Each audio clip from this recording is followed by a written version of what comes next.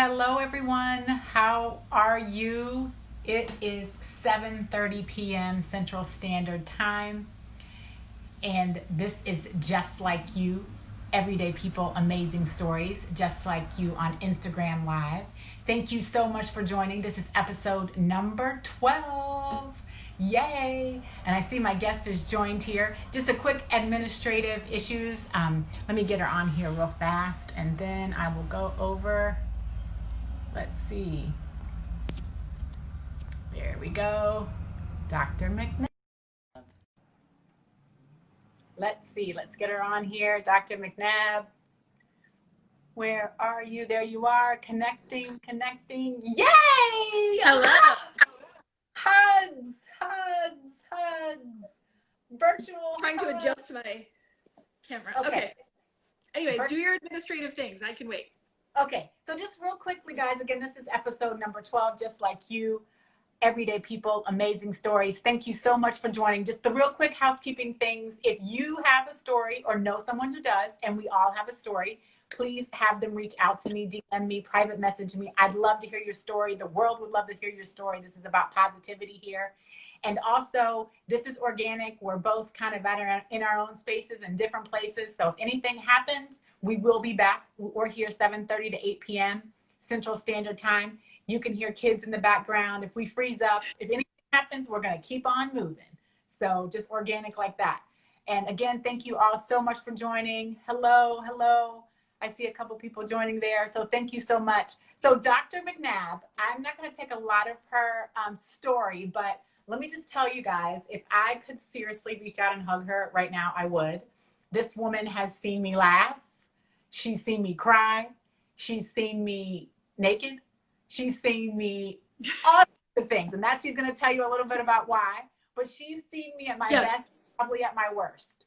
And she has just been a gentle force for me. And I say gentle because she was gentle during the whole process, and then she was also a force because she kept me solid and let me know things were going to be okay. So I'm going to have her tell you a little bit about what she does. But again, just in the time she's touched me, I said I was going to get through this episode without crying. So it's just touched my heart and touched my life. So Dr. McNabb, thank you so much for joining us. You're in LA today. So tell us a little bit about what you do. Give us your story. Okay. Thank you for the kind introduction. That was so nice. Oh, I love you. A lot of times I say myself and everyone really, we get in the routine of work and we get bogged down, and sometimes we forget why we do what we do. So I'm so glad to be here and be here to talk about it and to see you, even though it's virtual. Right. So I know you've had people on here before with very exciting life stories. I don't know that mine is that exciting, but I will explain a little bit of my background, which will take us to how you and I know each other and kind of what I'm doing now. So I am from Michigan. So I'm originally from the Eastern time zone. Now I'm in Pacific time, but we'll get to that. So I'm from Michigan, and I went to college at Ferris State University. So shout out to my Ferris people. And when I was there, it's the only optometry school in Michigan, and I was going to be an eye doctor. Okay. But then, once I kind of got through it, I was like, I don't know if this is right for me. I think I want to do more hands-on. I want to do maybe a more variety of things. So then I changed my plan, and I ended up going to med school, where I went in Detroit. So I finished there in 2010. I just had my 10-year anniversary of being a doctor. I know. So from there, I went to Jacksonville, Florida, and I did a general surgery residency there for 5 years, made some of my greatest lifelong friends. Awesome. Doing residency is not easy. It's being in the trenches for sure. So it's one of those situations that you go through a lot with people. So you tend to be very close friends afterward. You've seen the good and the bad together. So hello to those people too. And then somebody's on here, Roxy 611. She said Ferris State representative. Oh yeah, that's awesome. Yeah, we know each other from college. So then from there, so at the end of general surgery residency, you can either practice as a general surgeon, which is kind of gallbladders, appendixes, hernias, kind of bread and butter surgery of mostly the abdomen and chest, that sort of thing. And so I could have done there, or you can go into lots of other specialties. So you can go into heart surgery, plastic surgery, vascular surgery, all sorts of different kinds of things. And so I found for me, plastic surgery was my main interest. Okay. And one of the things I was drawn to about it was that we operate from head to toe. You know, we do scalp things and skin is everywhere. And, you know, there's a wide range of things that we can do. So I ended up doing my training in plastic surgery at Rush in Chicago. Yes. Which is where I met this lovely lady, which is more your story than mine. But so then I finished my plastic surgery training there. And then I came out to LA. And I'm doing mostly cosmetic type surgery now out here in LA, but it's still head to toe. No case is ever the same. Everyone's different. Right. So that's how I got here. So, I mean, I know from me, and I'm sure you see it as well. We kind of talked a little bit whenever the other day, just about kind of like your service. You know, I really think that, you know, there's lots of things when you think about aesthetics and plastic surgery. And I also want people to know, you know, some people think about it and they think, oh my gosh, I'm going to get this, I'm going to get that. But you do a lot, you know, with me, just, you know, to kind of give people a little glimpse, you know, you were with me. You did my plastic surgery when I had breast reconstruction after cancer. So tell us a little bit about, and I know you love each individual patient and you are concerned, you know, about individual patient. So tell us a little bit about how you feel like it, you know, you're serving in plastic. Sure. So, well, I have another. Did you know that I went to Guatemala and did cleft lips a couple, like? You know what? I feel like you told me a little bit about it, but tell everyone a little bit about it. Anyway, so I went to Guatemala about a year and a half ago, maybe. Mm-hmm. Obviously, those things are all on hold and out of whack now. But right. So I went to Guatemala with Operation Smile. Yes, I do. Yes.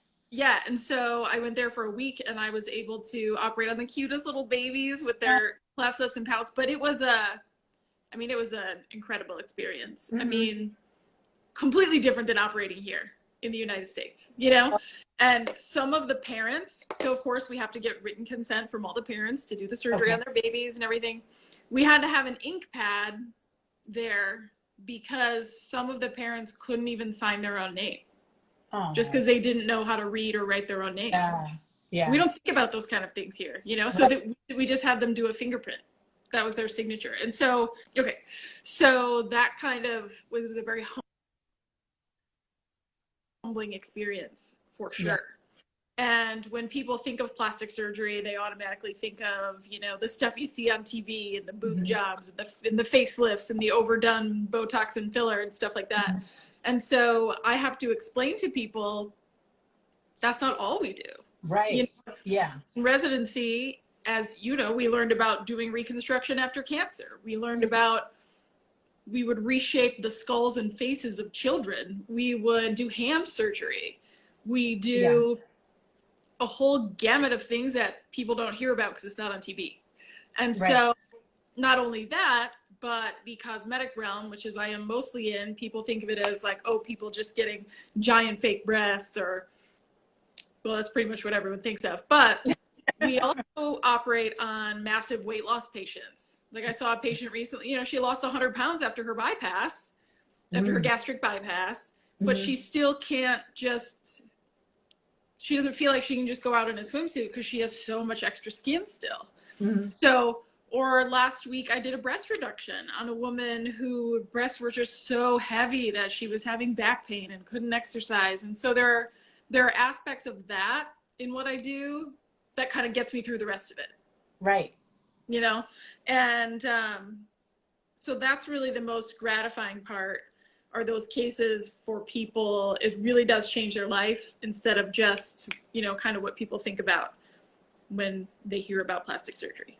Yeah, I think that's a big, you know, I wanted to make sure to put that component out there because I know, and I've kind of talked to you about this too. People ask me sometimes, oh, you know, people say, would you get, you know, what do you think about plastic surgery? What do you think of, oh, are you still there? Thank you. Maybe froze or went away. Uh-oh. Can you hear me? Yeah.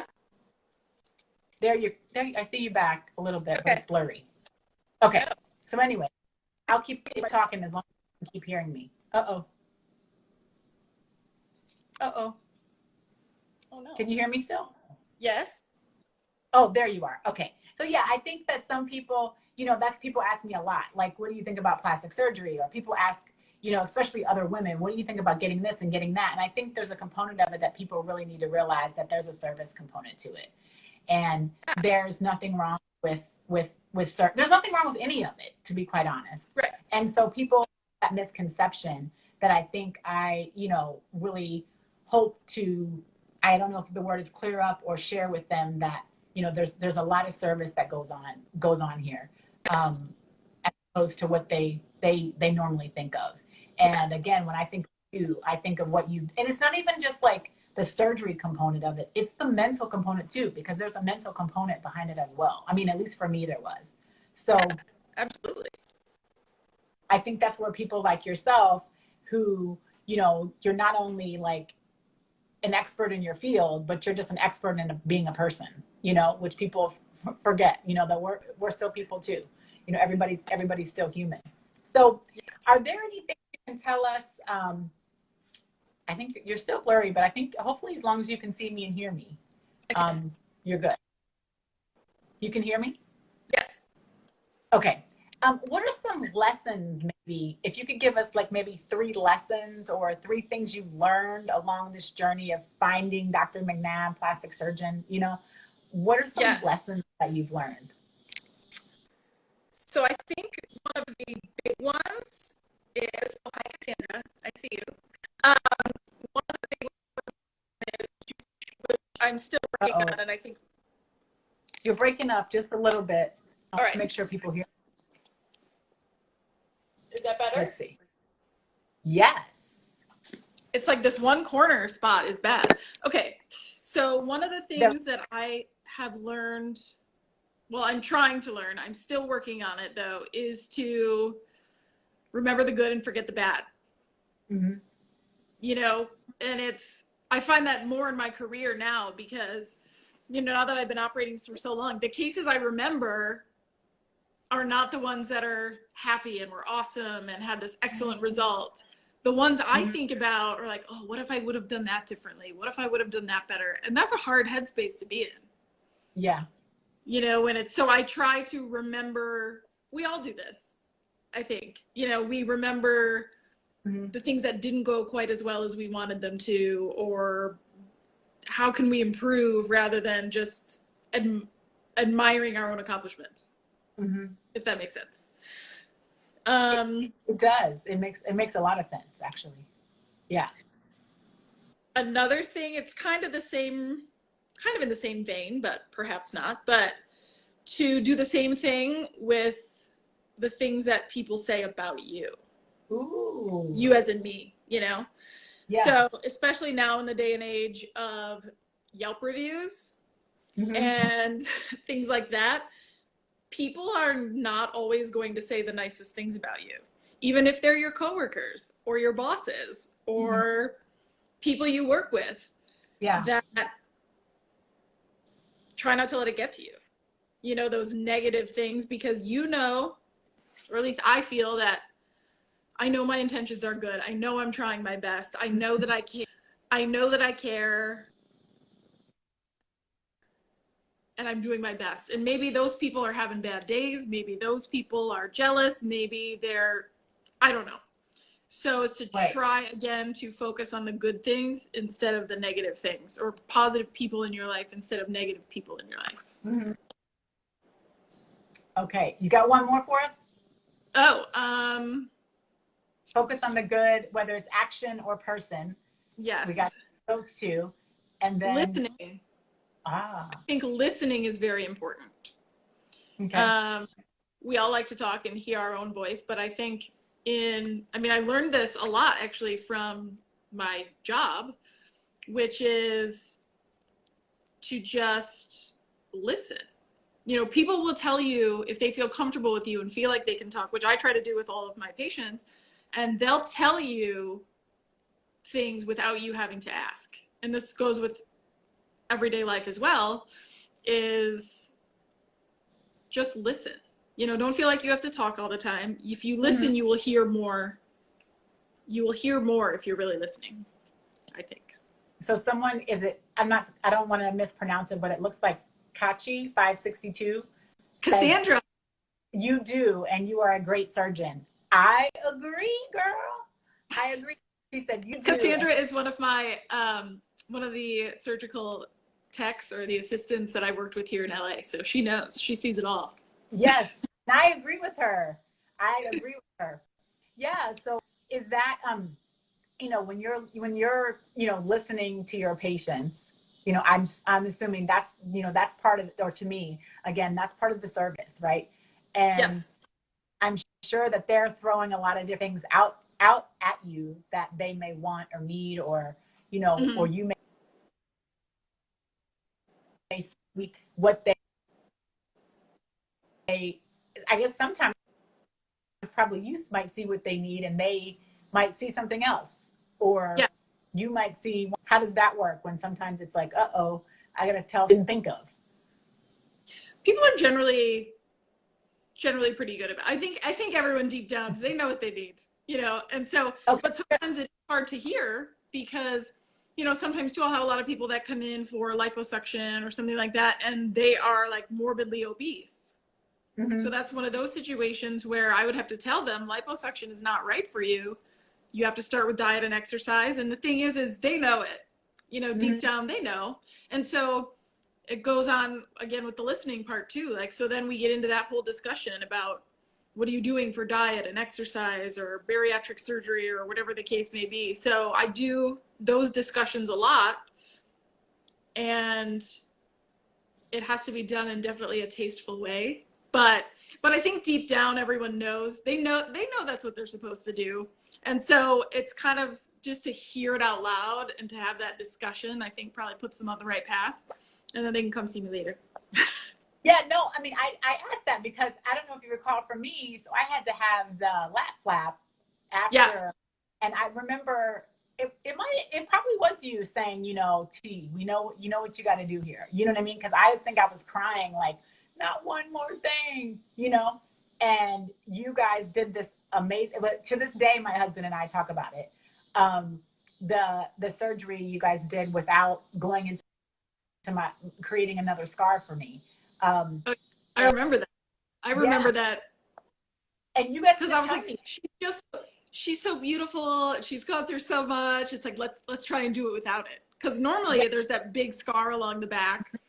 And Dr. Antony is a master at what she does. And so she was able to do it, which was awesome. And you guys had to tell me that, though. You know, you had to tell me that this is what we got to do. And I probably didn't want to hear it at the time, you know? And I probably didn't want to do it, but I knew, to your point, I probably knew it was the right thing. But you had to tell me some news that, you know, I wasn't so excited.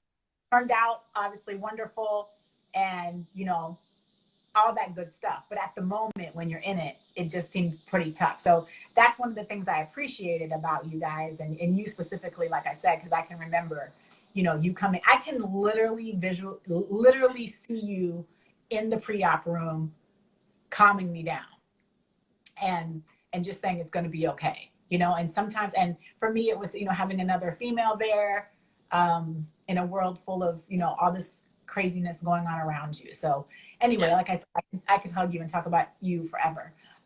So let me keep going here. Gosh, we got like 10 minutes. We've been talking. So we could talk all day. I know, right? What would you tell, I guess, someone else? You know, maybe there's someone else who's thinking about this field, or even like, you know, just being in medicine in general, or, you know, what would you tell someone else? Or maybe someone is considering getting a procedure. You know, what would you tell people? What kind of advice would you, you know, tell people who could be in their own situation? And sure.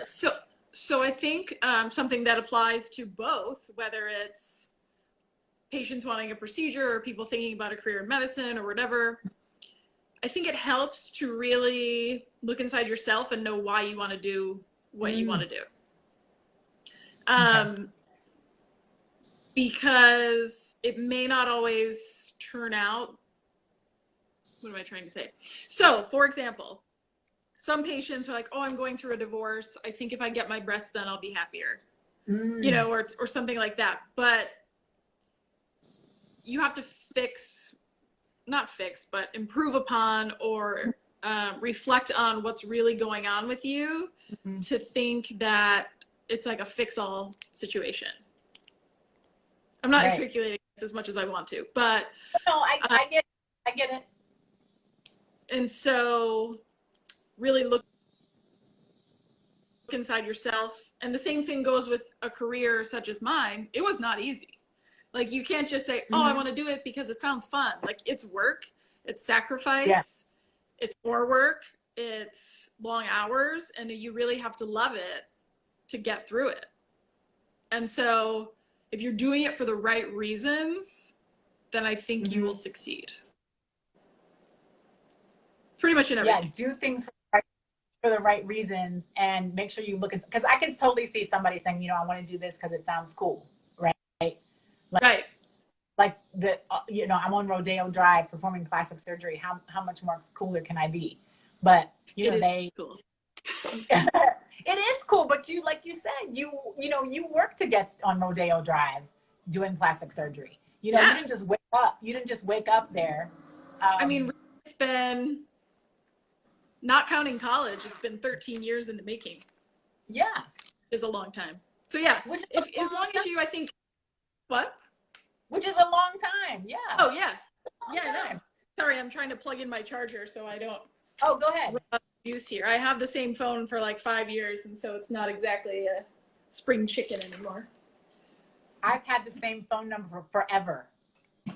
I've had the same phone, like the same for 5 years. But I think, I think to your point, you know, you really have to either way, you know, you gave two examples, you know, I'm going through the divorce. I think I just want to get, you know, my breast done. Or I think, you know, being a plastic surgeon on Rodeo Drive sounds fun. You know, you really have to know, and to your point, it's also life. Like that's life. You kind of have to look inside yourself, you know, whenever you make these decisions, whether it's career, whether it's surgery, whatever, you know, even buying a house, right? Like I think of things like that, you know, that's a big deal, and you got to kind of look at yourself. So I think that's a good one, because especially now with, I think I froze. Now I'm freezing. You can get lost. Yes. I think another thing. Can you hear me? Or are you frozen? Okay. So I think another thing. I can't. I'm frozen, but I can hear you. Okay. As well. But I think another thing is to, now in a career type situation like mine, it's a good thing to always have a backup plan. Always have a plan B. Even if you never plan on using it.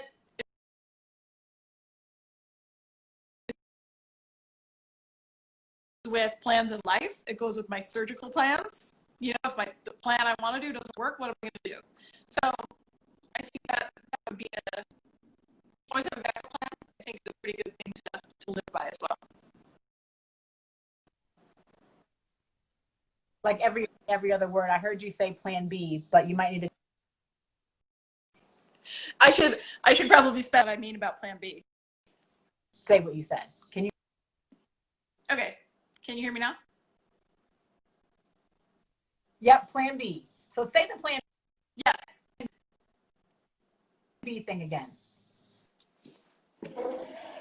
Okay, I'm only getting a couple of words, so I'm going to go outside. But I was saying just always have a backup plan. Love technology. Okay.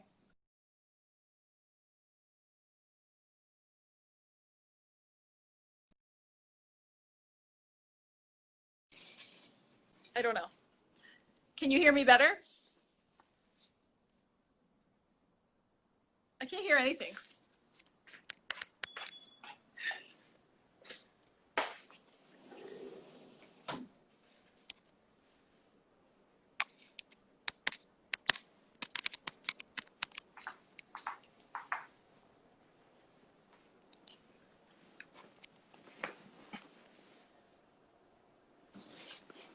I can't hear you.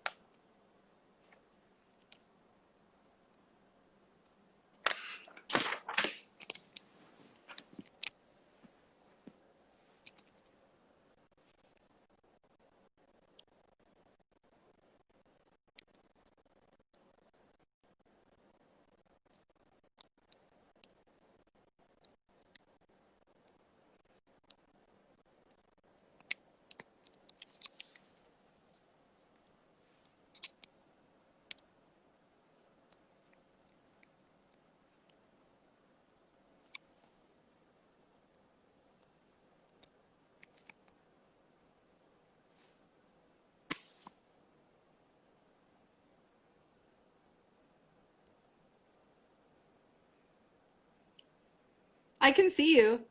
I just can't hear you.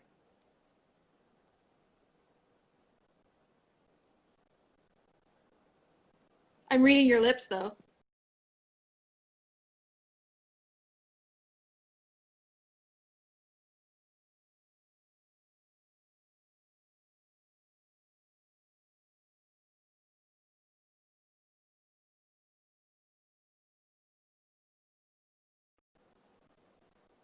Hi, Jaime.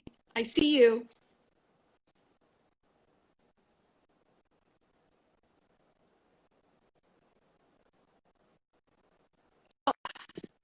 Okay. My final thoughts. I mean, I think there's a lot.